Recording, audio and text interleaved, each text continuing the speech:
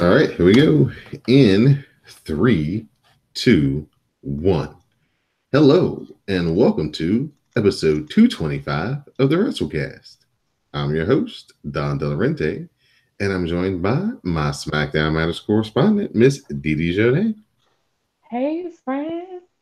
What's going on, friend? Nothing much. How are y'all? I'm very, very good. How are you?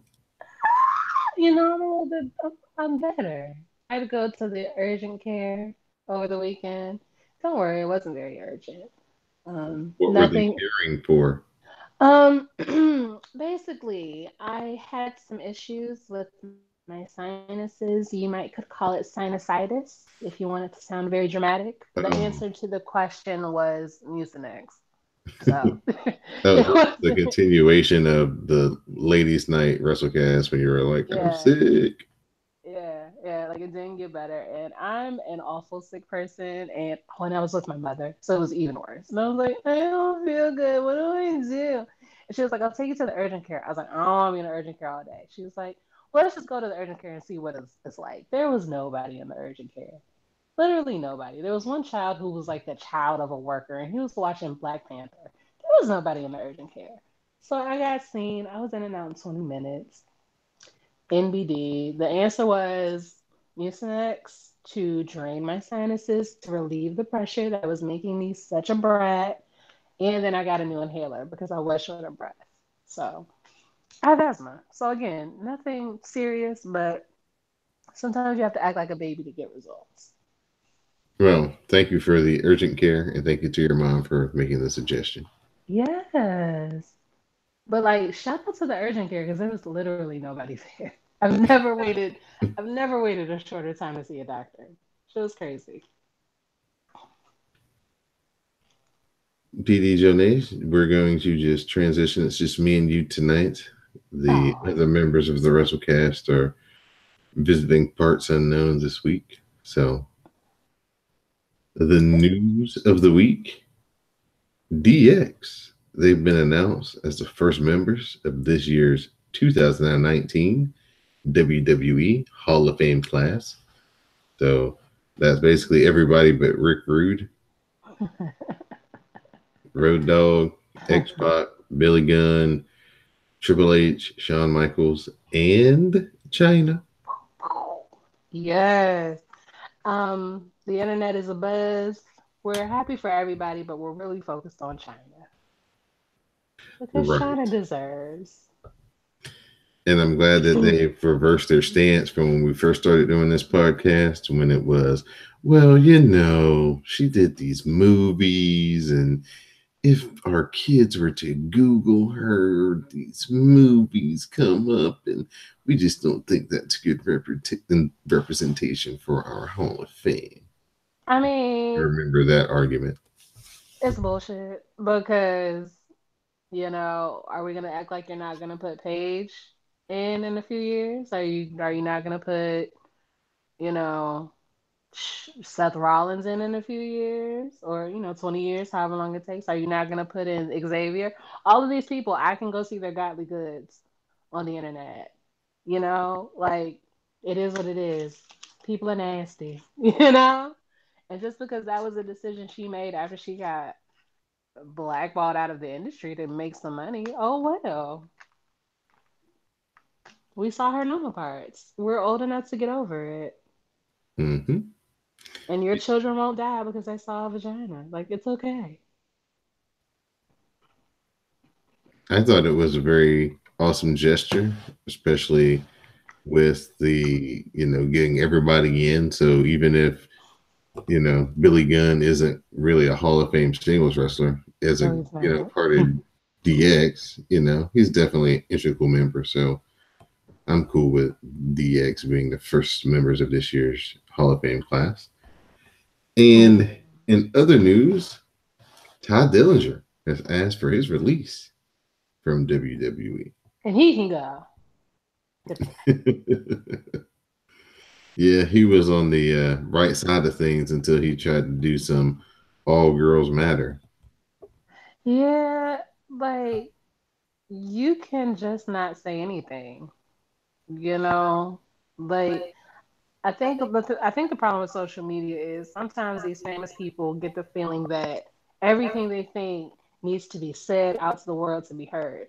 Like if that's really what you thought, you really could have kept that to yourself because nobody's like, never thought of that before, Ty Dillinger. Ah, you have opened my eyes to a new thought process. No, shut the fuck up. Go sit with your mediocre friends and go be mediocre. Like, yeah, go sit with Sam of the missing hairline. Yeah, go over there with him. Go be Uh, mediocre together. this is the like tricky situation with this is that with these people who have time still, a significant time still left in their contract, it's still up to Vince to be like, yeah, okay. Just because you asked doesn't mean you get it. The thing about Ty is I don't know that like I don't I mean but I don't, maybe he's amazing and he just hasn't been amazing on my TV, but I don't know if it's like worth it for them to be like I'm just going to hold you up. Like if you want to go go. I guess we'll have to see how Vince and them really feel about him. But then again, I kind of feel like it, like, oh, why don't they want to let you go? Like, I know why they didn't want to let Neville go. Level was amazing, even if he did look like an evil elf. But Ty, I just feel like they just let him go. Like, they ain't doing nothing with him. They didn't even let him be 10 on the last Royal Rumble. He's not that interesting. He's not even all that controversial. So it's just like, mm, bye. Yeah, so that's our news for this week. That's the reason why Dean Ambrose played it so smart, and that's why everybody thinks it's such a work. It's just because he played the game the way you need to play it. He's like, oh, my contract is coming up to an end. I'm just not going to sign a new one. So I'll just do what they need me to do until April the 15th or whatever. And when April the 14th comes, I'll be done. And he gets to move Oh, on, excuse me. slide on to the next stage of his life. So Where you think he going? AEW or somewhere else? I'm not sure. Maybe it's hard to say. He may be like Cody Rhodes is talking about like a mystery opponent for the All In event. Mm. So it may be Dean Ambrose. I don't know if they have had prior contact or anything like that. So it'll just be interesting to see what happens in a couple of months when he's finally free to go. But good timing April about is him. April is nowhere away. Oh yeah, Like you know, April is right around the corner. February is a flim flam month anyway. Excuse me. Sorry. So we're gonna move into our reviews, and our first review at the Elimination Chamber that took place in Houston, Texas, this past Sunday. As always, thanks to everybody who came out for the hashtag ChamberCast. It was a lot of fun, as always. I think everybody was rooting for one common cause, and we'll get to that here at the end of the review. It was a really beautiful day. So beautiful. So we start with the part of the show that Miss Didi Jonay did not see, Nope. the pre-show. That consisted of the Cruiserweight Championship match between the champion, Buddy Murphy, and Akira Tozawa. Tozawa drapes Murphy across the second rope when he hits the top rope senton to Murphy on the rope for a 2 count. Tozawa then hits the ropes and charges at Murphy, but Murphy catches him with a leaping knee. Tozawa locks in the Iron Octopus, but Murphy fights back to his feet. He reverses it into Murphy's Law, and Buddy Murphy retains their Cruiserweight Championship. This was a damn good match. It's probably like the third best match of the whole night. It was good. And Yeah. the 205 guys, they don't get a chance to wrestle in front of like the main crowd, but they put on the show. The people who saw this, they were definitely into it, and they were loud and vocal. So, Buddy Murphy, he's really good. He could maybe be the next person from 205 Live to come up to the I main could see show. that.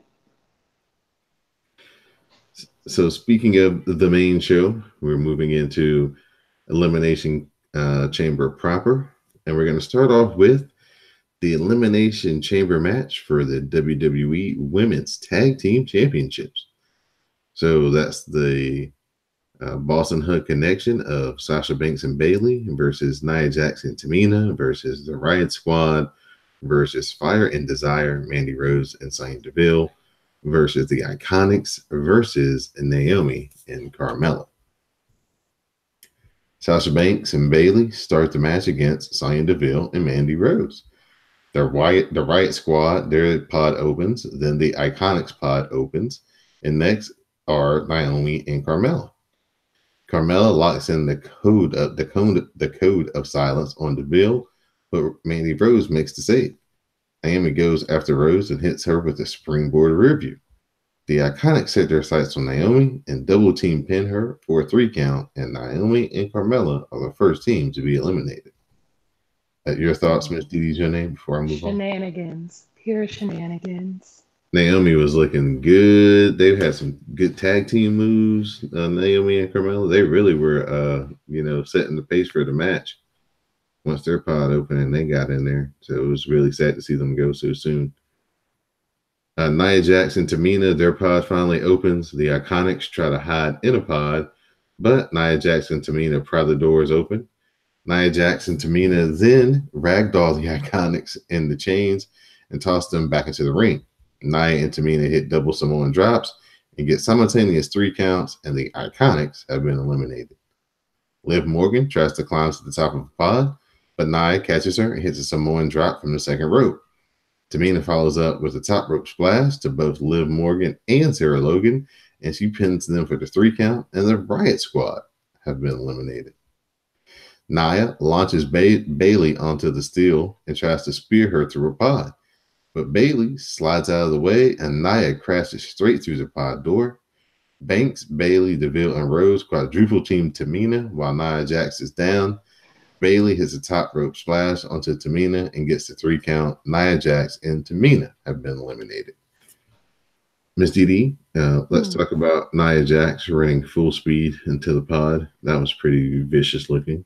I saw her kill herself. I'm a little. I hope she's okay. Yeah. So we're down to Banks and Bailey versus Deville and Mandy Rose.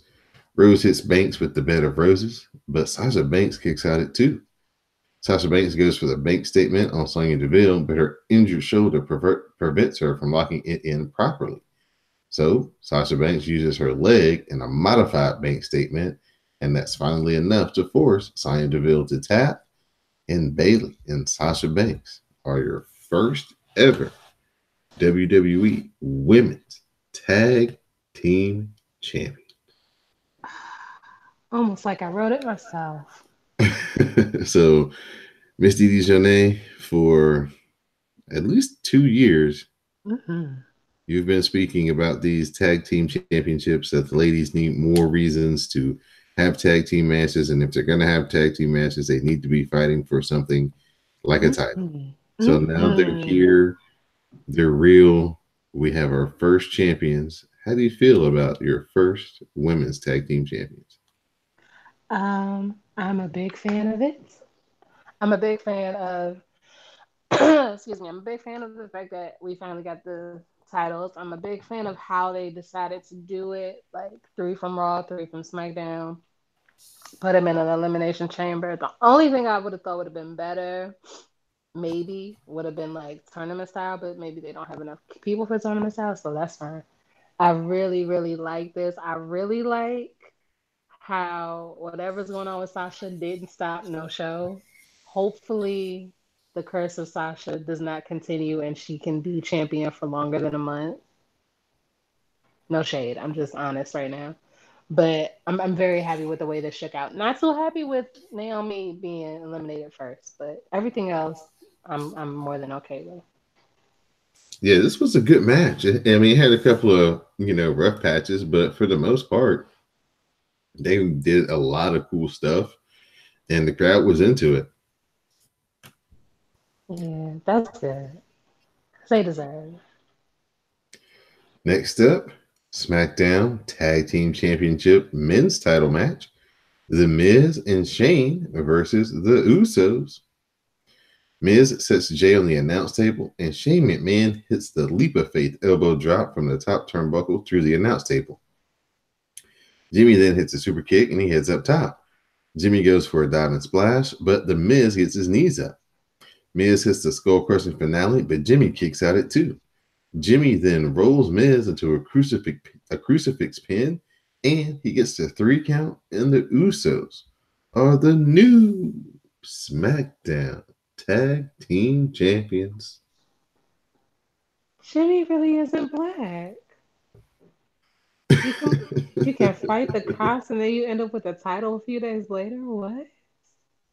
Yes. Yes. Okay, actually, I'm a fan of it just because I still don't. Mick Miz was not a thing, and I refuse to acknowledge it as such. So I'm very happy with the way that this happened. They had a really great interview promo on WWE.com. It's about 6 minutes long. Mm-hmm. And yeah, Jimmy Uso, he had some things to say. Oh, Yeah. Too bad they can't put this type of stuff on the regular shows because this is the type of stuff that makes people like you. like real quick, like what was it? He was just, talking about his week and, you make a mistake and everybody want to, come down on you and, make you feel, the lowest you ever been, but you still got to bounce back and fight and, you know, just redemption type stuff. Okay. But it wasn't scripted, you know what I'm saying? It was his real self talking. So it had some real emotion to it. I see. We have our handicap match for the Intercontinental Championship. Bobby Lashley and Leo Rush versus Finn Balor. Finn Balor knocks Lashley off the apron and hits Leo Rush with a standing double stomp. Bobby Lashley rushes back into the ring, but then he eats a sling blade. Lashley and Leo head to the outside. Finn Balor wipes them out with a dive. Balor rolls Leo Rush back into the ring and hits the coup de grace for the 3 count. And we have a new Intercontinental Champion. After the match, Lashley takes out his frustration on Leo Rush and leaves him laying in the middle of the ring. So Finn, after his initial 1-day run with the Universal title, has finally made his way back to a championship. It's the Intercontinental title. You know, this was all due to Tatiana and her screensaver. Oh God. It's all connected. Yeah, that was the extra mojo he needed. Hmm. The ladies' night WrassleCast. That's right. Shout out to Jay to the Max and Tatiana, Janine, and Miss Dijonay for a great episode as usual last week. Mm. Mm. Hope you enjoyed it. Hope you wrote a good review on I don't know, wherever you write reviews. iTunes, SoundCloud, Stitcher Radio, Spotify, Google Play, and YouTube. So Ronda Rousey, she's going to defend her Raw Women's Championship versus Ruby Riott. Charlotte Flair is sitting at ringside for this match to find out who she'll face at WrestleMania. Rousey goes right after Ruby Riott with a quick arm drag. Ruby Riott heads to the outside to regroup before heading back into the ring and catching Rousey with a punch to the jaw. Ronda regains control with Piper's Pit, and then she locks in the armbar for the submission. Didi, how'd you feel about Ruby Riott's 2.5 minutes of fame here? I find the 2.5 minutes disrespectful, but everybody knew she wasn't gonna win. So I wish they were a little more I don't know if the word is judicious or a little bit more like keeping with your own mythology for how long matches should last. Because I'm pretty sure Sarah, what's her name? Sarah? Little Braveheart girl. I'm pretty sure Little Sarah Braveheart Logan. girl. There you go. I'm pretty sure her match was longer than 2.5 minutes. And if Ruby's supposed to be the best of the Riot Squad, her match should have been at least 5. Now, it don't have to not be a squash, but just remember what you have planted. Just remember what you did. Remember what you said. You said she was the best, so she should be better than Liv and Sarah. That's all. But the outcome wasn't shocking. That's fine. I definitely agree. They didn't do Ruby Riott any favors by having her basically get squashed on the pay per view. So Charlotte Flair, she heads into the ring to stare down Ronda. But here comes the man. Becky Lynch hobbles through the crowd on crutches, and she gingerly climbs into the ring. Becky throws one crutch at Charlotte Flair and then beats her down to the mat with the other crutch. Becky viciously works over Flair with the crutch as Ronda just watches in delight. Rousey picks up the other crutch, and it looks like she's going to join in on the fun, and Becky attacks Ronda from behind. Becky beats down Ronda and Charlotte Flair, and then security starts to rush down to the ring. The man stands tall as Rousey and Flair are down and out. Yes. Yes, bitch. Yes. Ronda caught her straight to the head. She was bleeding. Was she? Yeah. Wonderful. Such an asshole. I'll tell you why I'm happy. Because some people need to actually be injured. Because she's not a good actress. Like the way that she was reacting to those shots that was not correct. Like act like it hit you. Act like it hurt. Don't just roll around and go when it hits you. Like you're supposed to be an actual actress. Like, why don't you know these things? Becky Lynch again doing Becky Lynch things, which means whatever she wants. So that was very entertaining. Definitely That's a perked bad up the bitch show. right there. Mm-hmm. And just when they perk up the show, they bring it right back down when we have Braun Strowman taking on Baron Corbin in a no disqualification match. Braun grabs the table from under the ring. He slides it into the ring. Strowman then props up the table in the corner and he power slams Baron Corbin through it. Then here comes Drew McIntyre. McIntyre comes down to the ring carrying a steel chair. And then Bobby Lashley comes to the crowd and attacks Strowman with the steel chair from behind. Lashley, after the attack, McIntyre and Lashley beat down Strowman and give him chair shots before sliding the ring steps into the ring.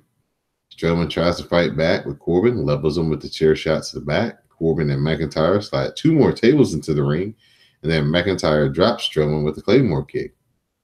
Corbin and Lashley set up one table on top of the other, then drag Strowman onto the ring steps, and they do the Shield triple power bomb through two tables. Then Baron Corbin covers Braun Strowman and gets the 1, 2, 3. Boo. Boo. Boo. Boo. Boo. Boo. What have they done to our Braun Strowman? They are so disrespectful. They are so hateful.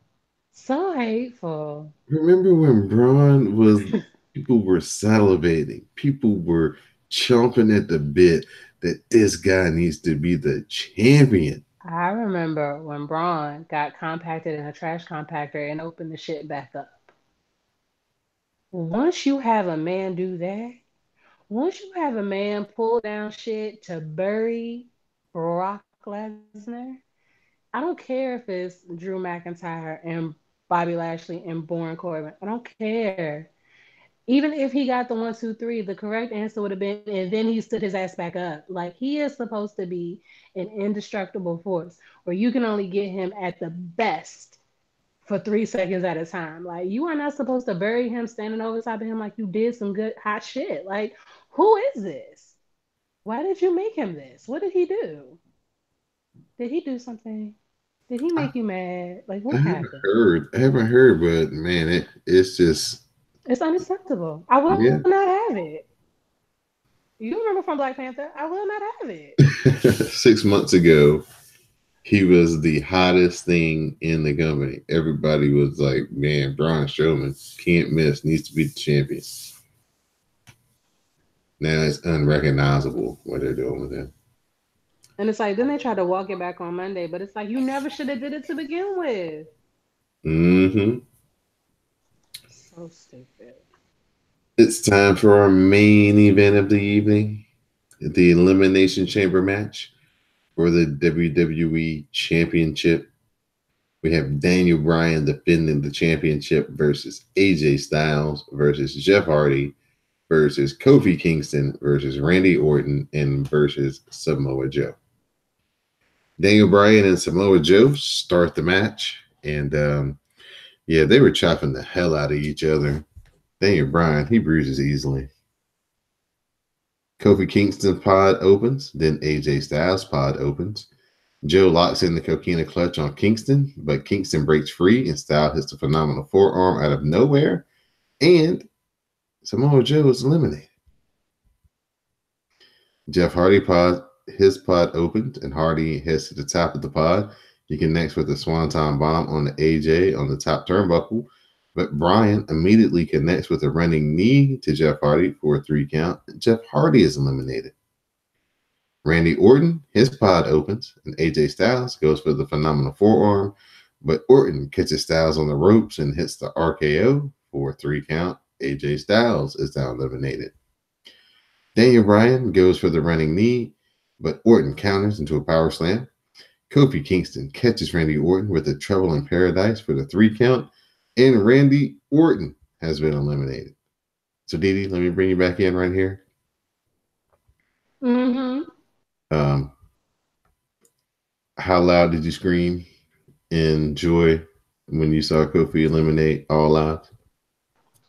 I'm gonna be real honest with you, Chief. I haven't seen Elimination Chamber. Oh, you didn't see it? Mm-mm. You didn't see the main event part? Mm-mm. I missed it all. The only thing I saw was like gifts. Oh man, this was I good. still haven't watched it. Oh, you got to go back. Oh, you at least got to go back and watch this match. This was good. So we're down to Dan Bryan and Kofi Kingston, and they rip it up for like 8 minutes before we get to the part I'm about to talk about. Kingston goes for a splash from the top of the pod, but Dan Bryan, he rolls out of the way.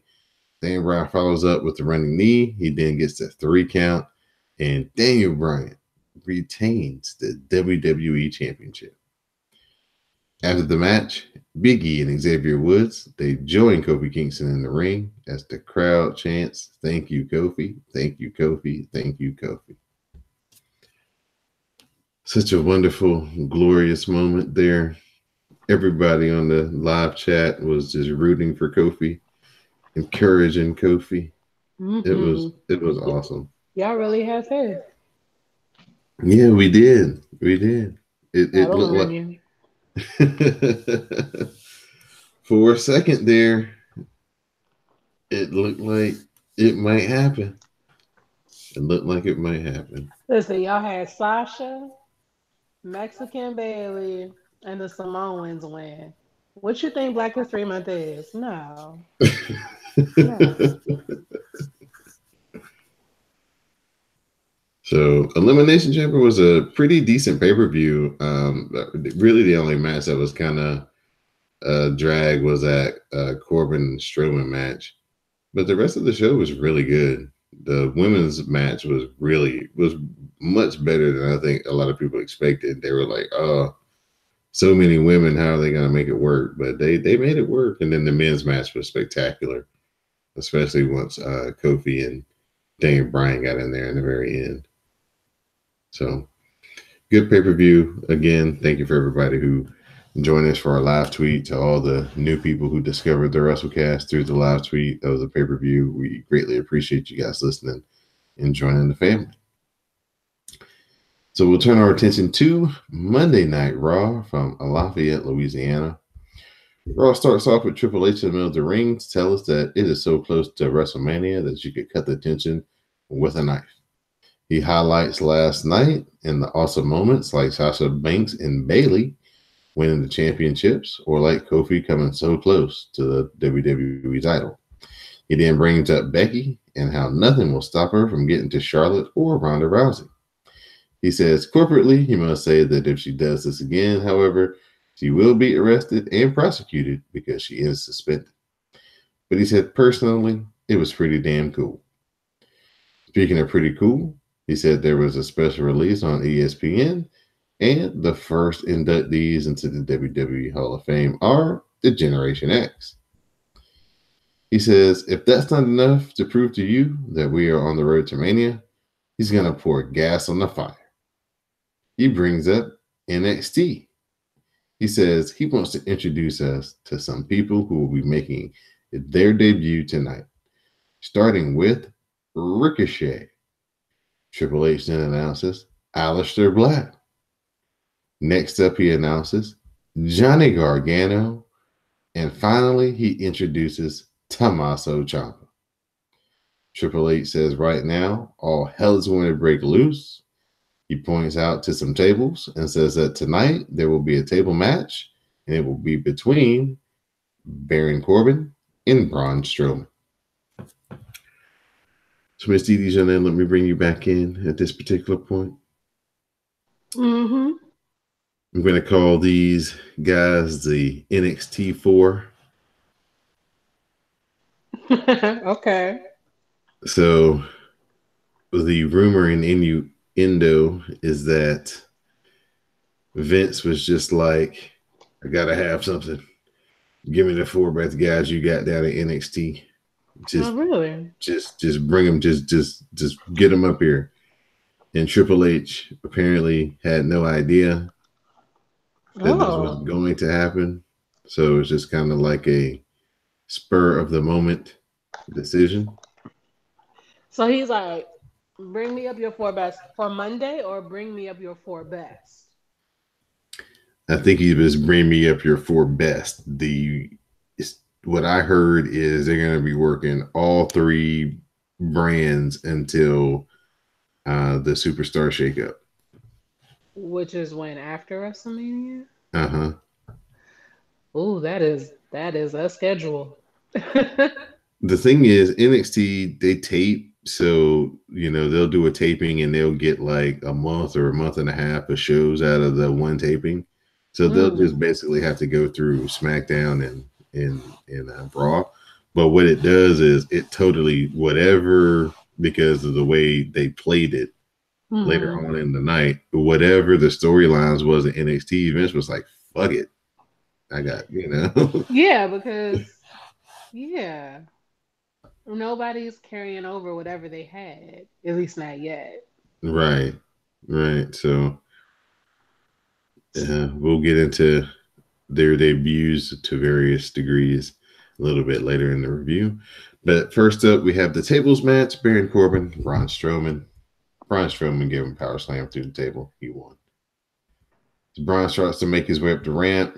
Paul Heyman comes out. Braun grabs him by the neck. Heyman screams that Braun is hurting him. Braun releases Paul. Then Paul attempts to collect himself. He finally balances himself out, and he has a message for us. He says he's not surprised at Braun's actions. Everyone should be jealous of his client, Brock Lesnar. He's the biggest star in the history of MMA and wrestling and entertainment, which is why he has put something together at his own expense. It's the history of Brock. So Heyman does a little voiceover to talk about the harsh farm conditions of Brock's past and how they helped shape him into the best wrestler in the country. Heyman talks about Taker's streak and how we still boo him, but there's nothing we can do about it. Paul then tells us what impromptu means, and he wonders how many of us believe that Seth will win come WrestleMania. Paul then questions the amount of fire in Rollins' soul and whether it's enough to burn down Suplex City. Finn Balor, he interrupts Paul as we go to break. So Finn, he's out there in the middle of the ring by himself. Paul Heyman just vanished into thin air. Finn talks about living a dream as the Intercontinental Champion. He's proud to continue the legacy of the title, and he plans on defending the title. He's then interrupted by Lio Rush. Lio says that Finn doesn't deserve the title. Lashley deserves the title. And from behind, Bobby Lashley attacks Finn. So, speaking of storylines not meaning anything, when we last saw these two, Lio Rush was getting his ass whooped by Bobby Lashley. Now they friends again. Okay. So Bobby Lashley, he's stomping Finn over and over. Leo's in the ring. He attacks Finn in the corner. Then Lio shouts for Lashley to lift him up. Lashley then hits a body slam. Lio heads to the top rope. And that's when Ricochet runs down and he makes the save. He ducks under Leo. He hops onto the apron. He kicks Bobby Lashley. He moonsaults onto Leo, then kicks Lashley out of the ring. Lashley and Leo are on either side of the ring as Ricochet and Balor go back to back. We go to commercial and we come back, and what do you know? It's a tag team match player between Finn Balor and Ricochet versus Bobby Lashley and Leo Rush. Ricochet dives over the top rope on Leo. He then sends Leo into the ring. Lashley walks over and runs him into the barricade. Then Ricochet, he hits a moonsault off of the barricade. Finn then comes over and gives Bobby Lashley the shotgun drop kick. We get a springboard off the top rope to Leo. Then Ricochet hits the 630, and Ricochet and Finn Balor get the win. So, Miss Didi, what did you think about Ricochet's debut on the main roster, coming down to save Finn, put him in a spot here where he could get the little rub off of Finn? He looked good. He looked good. I think it was smart to put him with Finn and with Leo because they both do that fast shit. And I think it's doubly impressive when you see somebody like a Leo go against somebody like a Ricochet.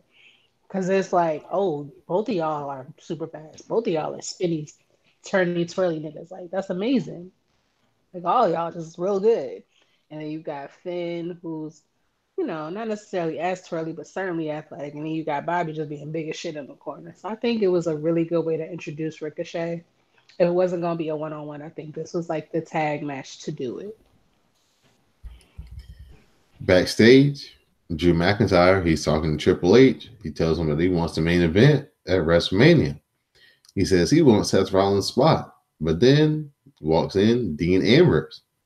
Dean slaps the shit out of Drew. Triple H asks if Triple H still wants a match with Dean or not. I mean, with Seth or not. And Drew says he wants him to change the match and make it for Dean Ambrose tonight. Lucha House. Oh, first, before I move on, this I don't give a fuck Dean Ambrose. It's much better than the Dean Ambrose we've had for the last 3.5 years. I get the feeling that this is actually who he is. Because everything I've heard about him is like he's a little standoffish, a little not really with the flow of what everybody else is doing, kind of just over to the left. So the idea of him like going up to smack somebody to say like I want a match, it sounds accurate. It seems right. The Lucha House Party, they come out. No one cares. So we get a recap of events telling Becky that she is no longer in the women's title match at WrestleMania. So Zack Ryder and Kurt Hawkins versus Lince Dorado and Grand Metalik. Grand Metalik knocks Zack Ryder off the apron. We get the Hurricanrana onto Kurt Hawkins and the Lucha House Party. They get the win. Heavy Machinery, they cut a promo at the top of the stage with Charlie. They have a pact where they have each other's back. They're interrupted by Lacey Evans. She walks by them and heads down the ramp. Then she does a turn and comes back up the ramp, and she stands behind them. Then Heavy Machinery, they head down the ramp doing the Bushwhackers walk. Then they head back up the ramp and they circle Lacey. I don't get it. What is the point? No idea. No idea. Backstage, Tommaso Ciampa and Gargano are chatting, and then walk in Chad Gable and Bobby Roode, who wonder why they get a title match, or not a title match, but a match with the Revival, and not Roode and Gable getting their title rematch. Gable won't bring up how he beat both of them at NXT, but on Raw, they have to start from the bottom and rise up. Gargano says that they are here to take over. In come the Revival. They say it's been a while. Tommaso isn't here looking for their respect. They're here to make an impression at their expense, so good luck. Tommaso Ciampa and Johnny Gargano, DIY versus the Revival. Gargano hit the battering ram into Dawson. We get a tag to Ciampa. Both men are in. We get the super kick and knee combo to the head of Dawson. And we get the pin as Tommaso Ciampa and Johnny Gargano get the win. Now Charlie is talking with Finn and Ricochet. She wants to talk about what Finn has been through the past 24 hours. She wants to know how Finn feels. Finn says that, he had his night last night, but tonight it was all about Ricochet. He welcomes Ricochet to Raw, and he walks out of the interview. Ricochet says, "No one can envision how you arrive to your dreams, but it never goes how you plan." He guarantees, though, that once you live them, it'll feel better than anything you could ever imagine. He's at Monday Night Raw. He can go on for days. If you think you've seen the last of him, we're just seeing the beginning. There's only one and only Ricochet. We get an update from Kevin Owens, who nearly drops his phone, but he catches it. He says he is watching Monday Night Raw and SmackDown, and he's never been hungrier. His son comes up with some popcorn and asks for change, but there is no change. He says he was reminded of why he fights. He says to trust him, he is ready to fight again. Sasha Banks and Bayley, they come out. Bayley was at a total loss for words. She cannot believe that they are there right now as the first ever women's tag team champions. She forgot to say women, but we all know that Sasha has that lisp. Sasha says it's not a dream anymore. It's here. We all did this. It's so crazy to think how far they've come from NXT and the history they've made, and now to continue this. They've always done it together. The matches, traveling, hating each other, loving each other, feeling every emotion together. It's true. They have the same dream. They have the same goal, and they can't imagine doing it with anyone else but each other. They are not afraid. They talk about this all the time, except them going to war to finally realize that they had to do it together, then they can change the world.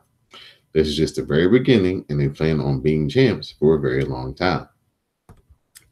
Sasha says that they've been putting their heart and souls in creating these titles, so they will be defending these titles against anyone, and that means SmackDown, Raw, or NXT. She says there is no stronger connection than the Boston Hug connection, and we can bank on that. Out come Nia and Tamina. Nia comes out here to tell the girls to stop because no one wants to see this. She congratulates them and then tells Sasha that women's has an E in it. She doesn't get it, of course, but she doesn't want to ruin the celebration. But everyone knows that Sasha only cares about Sasha. We also know that anytime Sasha wins the title, she loses it on her very first defense. Tamina says that last night they got lucky, but tonight that luck is about to run out. Misty Dijonais, would you like to weigh in on that little line that? I mean, facts are facts, which is why I mentioned I hope that she can break her losing streak. Yeah, it's rough to realize that she's been a 5-time WWE Women's Champion, and she's never had a successful title defense. That's just so hard to think of. Hateful. Just hateful. Tamina and Nia coming out here looking mean and menacing, trying to redeem themselves from their effort in the Elimination Chamber. They rush the ring, but Sasha and Bayley drop kick them off the apron. Nia tries to enter the ring, but Sasha locks on the bait statement. Then Tamina pulls her out, and they retreat up the ramp. Dean and Drew have their match. Dean Ambrose hits a suicide dive. Dean picks up some speed. He heads into the corner, and he gets to the top rope. But he gets cut off with a Claymore kick. Drew doesn't cover him. He waits. Drew hits another Claymore kick, and Drew McIntyre gets the win. Seth Rollins, he's backstage. He says he isn't walking into Mania with a death wish. He's walking in with an acceptance of his fate. At Mania, it's all over for Brock. His reign of terror is done. As for his fate, whether he leaves on his own 2 feet or on a stretcher, he's leaving with the title. Dean, he's nearby. He walks in the shot. He's working out the pain in his neck. He then asks Rollins, where was he out there? Seth wonders if he's lost his mind. Dean then looks at Seth, confused, and he says, and shrugs and walks off. DD's favorite part of the show, it's time to walk with Elias. He says he's beautiful and charismatic, and much more so than the crowd. He is interrupted and disrespected weekly. He is a genius, and we are blessed to be in his presence. He is inevitably cut off, and it's by Aleister Black. If silence and deep sleep is what you seek, then allow him to help Elias for tonight. And Aleister tells him that he will fade to black. So Aleister Black versus Elias. Aleister Black hits the ropes. We get a springboard moonsault and a pin for a 2 count. Black goes to the top rope. He hops off and he runs right into a knee from Elias. We get the 2 count after that move as well. Elias then hits whips, tries to whip Aleister Black into the corner, but Aleister Black escapes and he hits the Black Mass, and Aleister Black gets the win. Miss Edie, did you enjoy this particular debut? I hate it had to be against Elias. I'm sorry. I don't know why they do my boy like that, but yeah, Alistair looks great. Who do you think had the best debut out of the 4 people? Ricochet. Okay, what did you like about it that stood out to you? I just like all the flippy shit. It works for me. And anytime I can see Leo get his ass beat, it's just bonus points. Okay. Main event time, Ronda Rousey versus Ruby Riott for the Raw Women's Championship. Ruby Riott grabs Ronda Rousey, but Rousey counters, launching Ruby Riott face first into the turnbuckle to daze her. Rousey takes advantage and drops Ruby Riott into the armbar for the submission win. After the match, Ronda Rousey stands tall with the title as her music starts to play. Liv Morgan hits the ring, but Rousey grabs her and drops her with the Piper's Pit. Logan also gets dropped. The Riott Squad regroups at ringside where Rousey looks on. Raw goes off the air with Rousey standing tall and her music playing in the background. They gave Ruby Riott like 2.5 times more actual in-ring time, but the result was the same. So that was Monday Night Raw. This crowd really wasn't that great at all. They didn't have a lot of pep to them, but that is so nice of you to call them not that great. They were trash. But I was listening to Jim Cornette, and he actually watched Raw, and he like broke it down from like a old wrestling production guy, and like, oh, I see why the people wasn't cheering. They ain't give them shit to cheer for. It's like everything's like it's like 45 minutes in. What have they seen? They've seen 2 matches from like main event that nobody cares about. They've seen Triple H stand in the ring and talk. They saw Paul Heyman. They saw match nobody cares about between Baron Corbin and Braun Strowman. They saw Paul come out and talk. They saw Finn come out and talk. It's like you're almost an hour in and you only seen 1 match that nobody really cared about on the main show. So yeah, he was just kind of breaking down saying, can't always blame the crowd, that sometimes, they got to have something to cheer forward to. And then he was talking about how they probably should have, ran some video packages to kind of help the people get familiar with the NXT guys instead of just running them out there, because it didn't help them connect. It just shows you how many people don't watch NXT that go to Raw and SmackDown. Yeah. But I think it was easy for them to not know those kids. But I also don't understand why we have 4 more people coming up when what have you done with having machinery? What have you done with Lacey? The one guy, I guess he's just not coming back. Like, what have you been doing with EC3? Like, why wouldn't you square them kids away before you say, yeah, let's take 4 more? Because I guess what happened was he figured, oh, I ain't got nothing I can work with in this group. Bring me some more. He's just fishing for stuff, because I think he's starting to feel the pressure AEW getting all these people, and the just excitement and anticipation of AEW itself. So he's like, I got to get some more guys on my roster that are kind of like the guys that they're signing. What did he say? But what he's missing is he can get all the guys he wants. He can get all the people he wants, until he really lets them start to wrestle on Raw and talk with some real emotion and some promos that aren't so contrived. It's still going to be the same old stale shit. it don't nothing pick up until like Becky Lynch comes out on Raw. That's when shit picks up because it's like, you know what? She might actually be badass enough not to say what she's supposed to and be like, do something about it, and nobody does anything. So at this Yeah. point, Miss Didi, take it Mm-hmm. over. Give us your SmackDown Matters report. Okay. Excuse me. SmackDown is in New Orleans, which is not Lafayette. Boom. Roasted. They do a recap video of the Elimination Chamber. Shane comes down. He tells us we're getting a six-man tag tonight with the people who are in the Elimination Chamber WWE Championship match. And then with those six people, we'll find out who is challenging Daniel Bryan at Fastlane. He asks NO what's up and puts over the amazing debuts that happened from the NXT kids. And he says they'll be there today or tonight, whatever night that was. Miz comes and cuts him off. He admits that he used Shane the whole time because he knew Shane could relate to wanting his dad to be proud of him. Shane's like, I always wanted to be tag team champion, blah, blah, blah. Nobody cares. Blah, blah, blah. Bonding, blah, blah, blah. It's the best moment of his career. And he thanks Shane. He let Shane down 2 days ago. He can't change the past, but he can control the future. There's no more rematch clause, but Shane can make a rematch.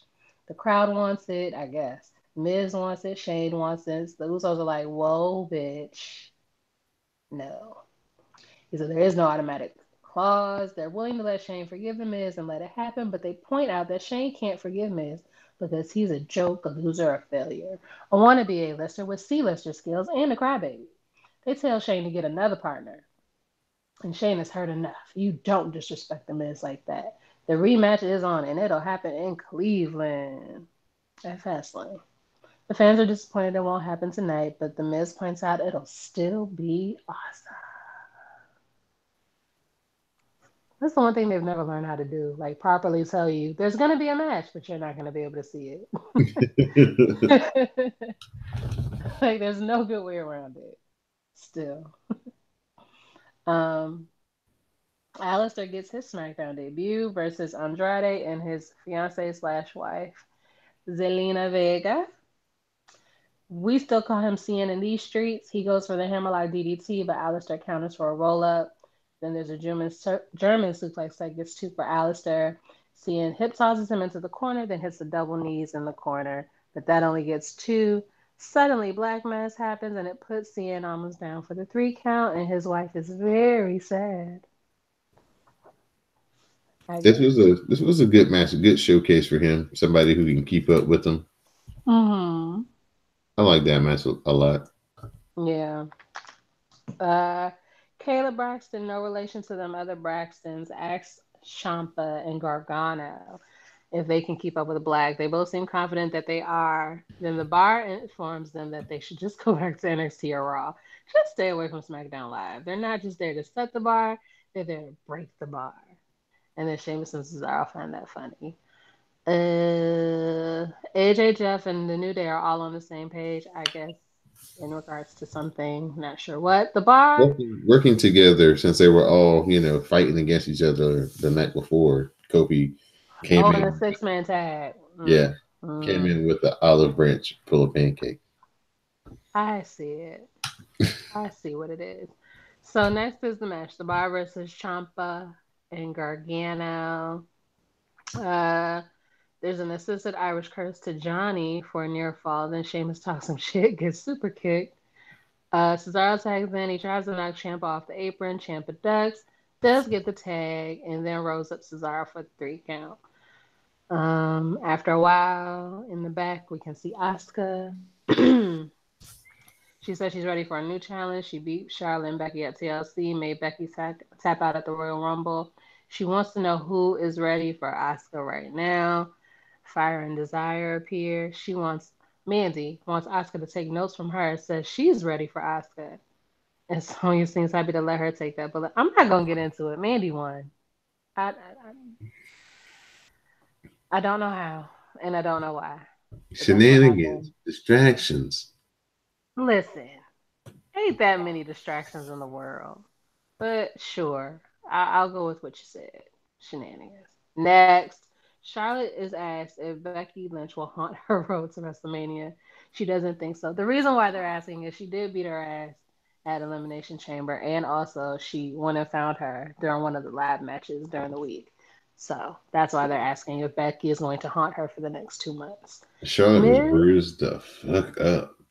beautiful. If you can't act, make it real.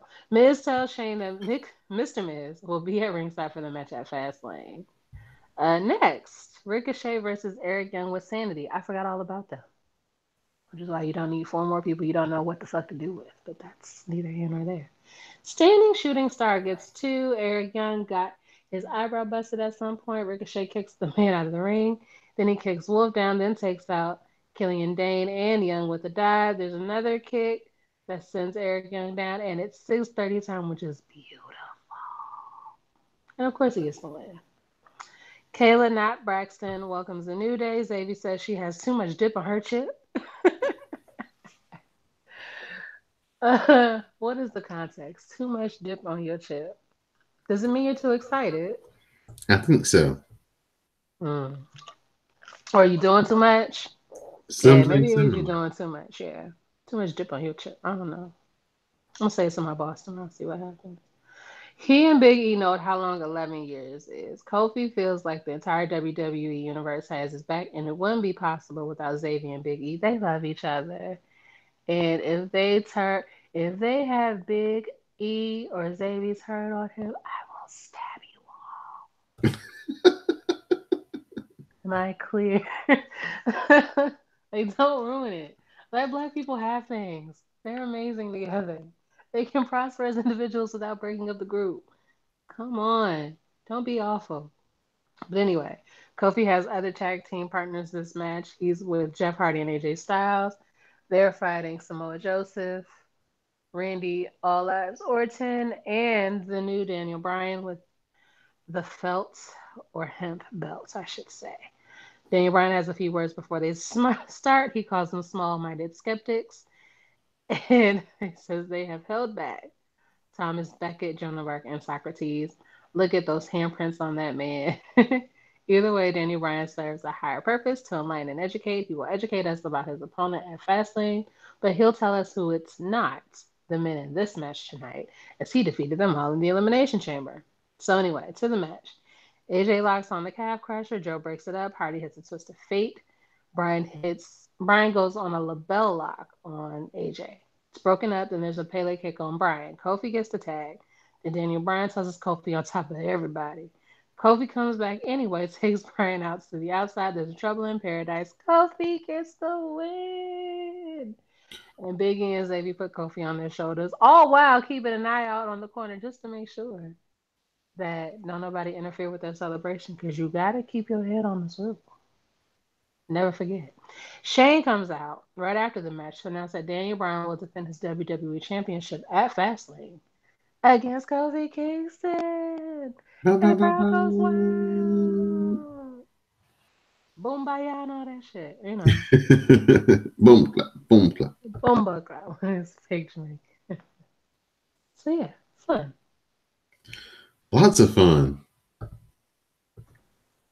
Kofi Mania running wild on you. What you gonna Mm-hmm. do, Miss Dejanay? What you gonna do? No. I'm having a good time with it though. Yeah, this was a lot of fun.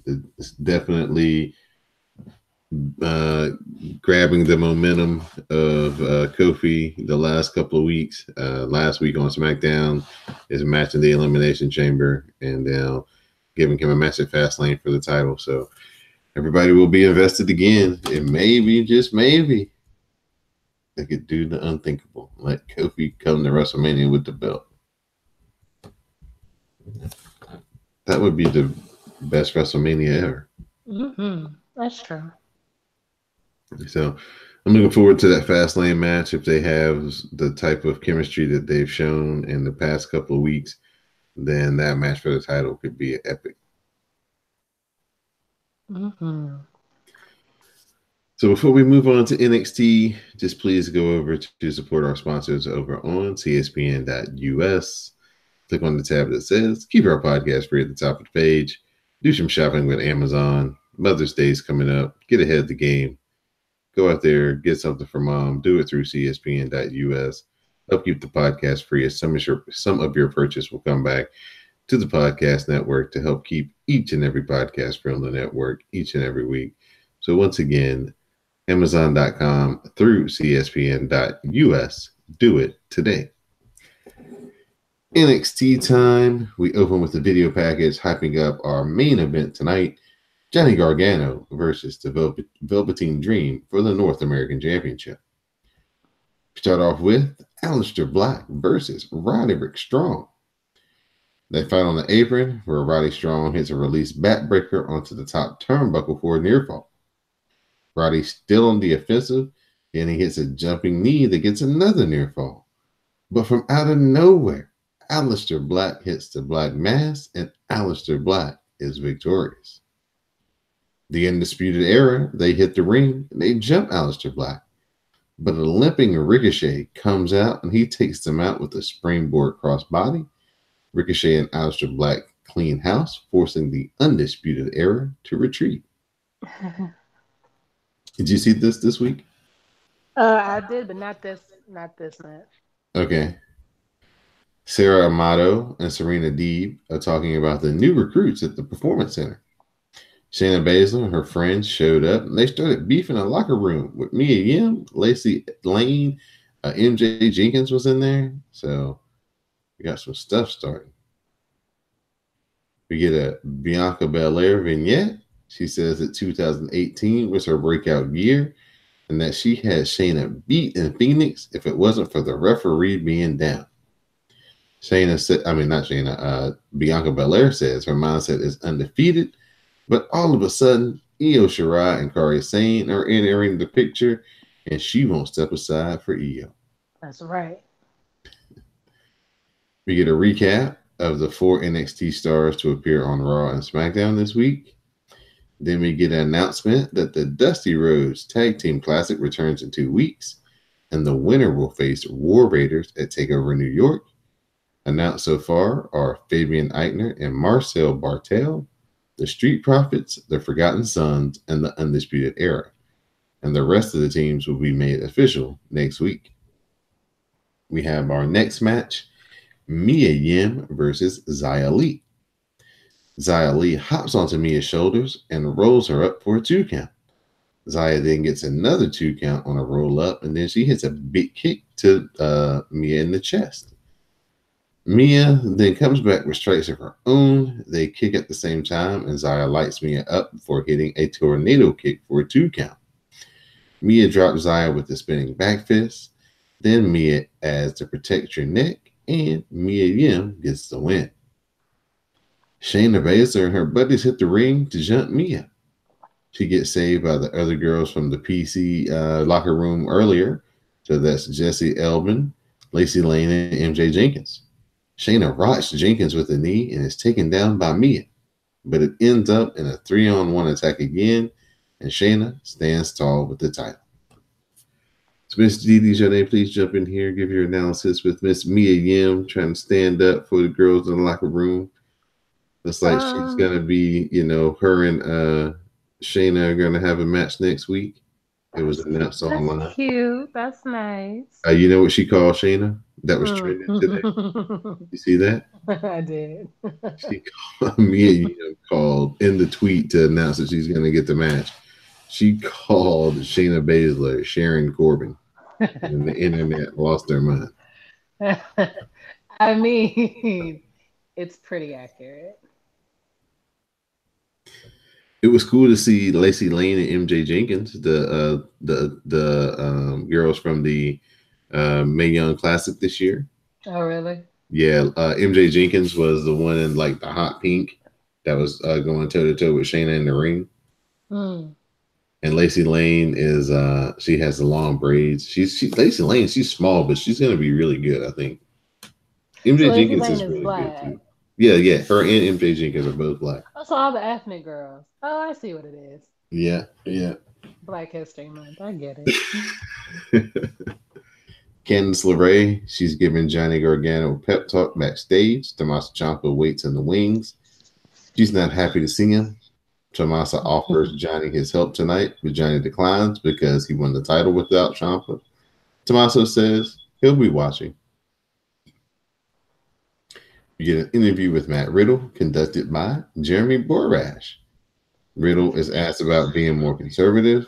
He says he'd rather just be himself and be told to tone it down rather than be told to tone it up. He's happy to have gotten rid of Cassius Ono because he was ruining his good time. His goal is the NXT or North American Championship, and nothing will stop him, bro. So, what did you think about that sit down interview? Did that make you care more or less about Matt Riddle, Miss Didi? Not more, but not less. I think I'm firmly like, okay, I'm a fan. You I get like it. you. You I get see it. what it is. I can work with it. Main event of the night time: Johnny Gargano versus Velveteen Dream for the NXT North American Championship. I saw this. Johnny tries to elbow free out of an Avalanche Dream Valley driver, but he fails and it connects for a great near fall. The Dream dives outside, but he goes right into a super kick. Gargano throws the Velveteen Dream into the steel steps and he hits a snap suplex on the ramp. Back on the inside, he hits the slingshot DDT. He gets a near fall. Velveteen Dream is out on his feet, but he manages to hit Gargano with the super kick. Gargano rebounds off the ropes and then he hits a huge clothesline. Come on, Dean Ambrose. He calls for the super kick and Velveteen Dream goes him into it. Gargano avoids the Dream Valley driver and he hits his own super kick. He goes for the Gargano escape, but the Velveteen Dream hits the Dream Valley driver. He rolls into a second Dream Valley driver. And he follows that up with the purple Rainmaker elbow drop. He gets the 1, 2, 3, and we have a new NXT North American champion. Gasp. So Velveteen Dream Fucking gasp. is the man. He's finally got his first title in the WWE, and yeah, he celebrated like it was his first title in Yeah, the baby WWE. deserves. A distraught Gargano, he crawls up the ramp as the Velveteen Dream continues to celebrate. Tommaso Ciampa is shown watching backstage, and he just kind of like nods his head a little bit, like, "Yep, that's what happens when you don't let me help you." And that was our NXT for this week. So, title change, Velveteen Dream, he's got the title. I'm glad that he wasn't a part of the call up. So I'm glad that he's gonna stay down in NXT and get a chance to be a champion and be like a focal point of the show more than he has been Mhm. prior. Uh, Yeah, so he dodged a bullet, man, because you know when he gets to the main roster, it's gonna be bye bye for what we love about him. he's gonna be no way Jose out there, so he needs to stay right where he is. Yeah, see, that's their problem, man. Like you were saying, they got so many people that they've called up from NXT in the last year that they had no idea what to do with them. They don't want Hmm. to. They don't want to like what they really need to do, since it's obvious that nobody who goes to SmackDown and Raw really watches NXT. They just need to redo the old NXT feuds on the main roster. So what the NXT people's on again? It's so much of a small percentage of us that complaining would be drowned out by the people going, "This is the coolest shit I've ever seen." Hmm. But you know, they haven't figured that formula out yet. So there's a lot of there's reported to be a lot of like Triple H was pissed, like he was, really not in agreement with this move, but Vince gets what Vince wants. So I don't want him to die. I just want something to happen to him so that he can't travel. You know what I mean? right. Like one semi-serious blood clot. That's all. Just one little thing. Broken hip or something where he has to. Yeah, just even if it's just like I don't know. Yeah, like a broken hip. Something that's easily fixable, but you can't travel. Right. That's all we need. Let AAA get full autonomy over everything. If Triple H ran Raw, if he ran Raw like he runs NXT, that show would be better 1,000% in like a month. I'm sure. I'm sure it wouldn't take long at all. It- and like another thing is, it's kind of sucks that they don't have any like jobbers anymore because it would have been. I mean, it's cool to see Finn Balor and Ricochet team up, and cool to see Leo Rush and Ricochet do all that flippy shit. But what if they would have had like a semi decent jobber go up against Ricochet and just let Ricochet just go crazy for five Mm. minutes? Like you do, give me all your best shit for 7 minutes. You know who I thought they were setting that up to be? Dimples over in 205 Live. Oh, Umberto. Yeah, but he's been winning lately. But like, I really Hmm. thought that that's who he was gonna be, like somebody who's really, really good but never wins. Right, right. And they So still might let him be that when he comes up to the main roster. But I really thought that that's who he was gonna be. Really, really good, just not a winner. yeah, Umberto Carrillo though, he's gonna be he's gonna get his chance on the main roster soon. I think. Yeah, he's good. Yeah, he's real good. Yeah, he is. Yeah, Fabian Eichner, those guys who were in the cruiserweight tournaments the past couple of years. They found a couple of guys out of those tournaments that have been very good, and they've been using them in NXT this year, um, and they've been making a name for themselves. So again, if you don't watch NXT and you're so bored with Raw, watch it on Wednesdays. Just substitute it. Watch uh, Raw on YouTube, and then spend your hour watching NXT on Wednesdays from 8 to 9 or on demand whenever you watch it. And it's always enjoyable. It's good. It's really good. It's old school. They let people talk. They have pretty decent matches, and you get a chance to see people win over and over and over again, so you can care about them. Watch it, folks. Mhm. So, Miss DD, have you been watching anything fun and exciting in wrestling besides our normal stuff? No Impact. It sucks that Impact doesn't come on TV anymore. I missed those reports. I miss it because I would certainly tell you all about it had I watched it.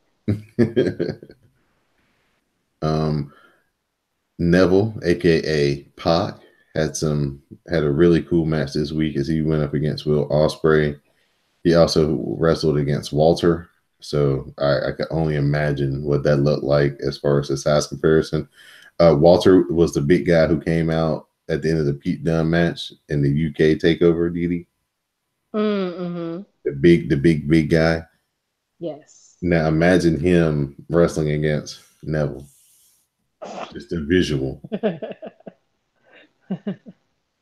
Yeah, so Neville had like three like standout matches in the past week that everybody's just been like, "Yo, you got to see this." So shout outs to him doing his thing. He got out of the purgatory that was WWE, and he's starting to flourish again. So he's also signed to AEW. So once they get their stuff going, we'll get a chance to see him on a more regular basis through their promotion. So the only thing that's really left for AEW to announce is their television. So if they're going to Hmm. go on a streaming service or regular TV or whatever they're going to do. So I expect to hear something about that probably in April, maybe. Seems like they kind of do every 2 months here. They've seemed to kind of come out with some more news. So you just had the last press conference a few weeks ago that announced Kenny Omega and stuff. So it'll be probably another month, and they'll come out with the press conference to announce their television deal. And once they got that, then it's gonna be on for real. So at I'm this, excited. yeah, I'm excited too. I think everybody's excited, and Vince is getting nervous because it's getting a lot closer to being real. Mm. And they got some really good people, and they have the ability to have some really good matches. But they're trying to set up as like wins and losses matter, and they're trying to have less, more guys having their own promo ability to have input on their promos and input on how their stories go. So more of a less corporate type structure and more of the wrestlers running more things than what they have in WWE. So it sounds like it might be a good alternative, but we'll have to see how they execute it. Yeah. So at this point, Miss Didi Jonay, I'll take your shout outs and thank yous and all those good things. Sure. Shout out to you. Shout out to Greg and Sam. Shout out to the chairman. Shout out to Mel because Mel always gets shout outs. Shout out to my girls from the Glow, J to the Max and Tatiana Janine. And then shout out to my K-pop connect, Jay Trilla, aka J Christine, just because I heard that she's in the hospital. I don't know if she's still there, but I know she was there earlier today. So shout out to her. And yeah, that's it. Oh man, I hope Jay Trilla gets well. Yeah, I don't know no details, but Really enjoyed her as a guest. A yeah. couple of times we've had her. So prayers up to her. Hope she's doing better. Give a shout out to Miss Didi Jonay. Like I said, J to the Max, Tatiana Janine for last week's episode. Ladies Night WrassleCast, the Who You Got Elimination Chamber. Give a big congratulations to Miss Didi Jonay. She won Elimination Chamber. Who You Got edition. So congratulations to Yes, you. I did. Shout out to Greg. Shout out to Sam. Quantum Central R.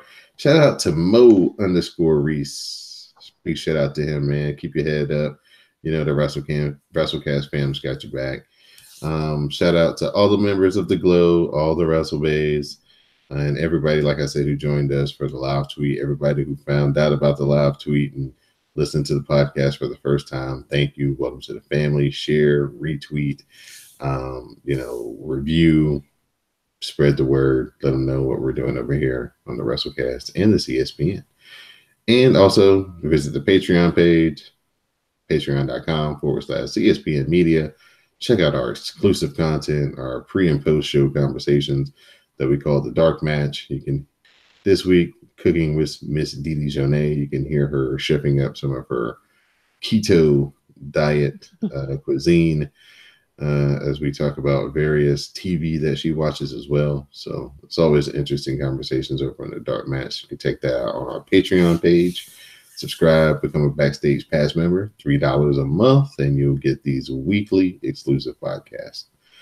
So for Miss Didi Jonay, I'm Don Delarente, and this has been episode 225 of the WrassleCast. Please stay tuned for the parting promo. Thank you, ma'am. Oh, you're welcome, friend. I enjoyed it. I'm going to let you go so you can check on your Oh, I turned it off. cuisine.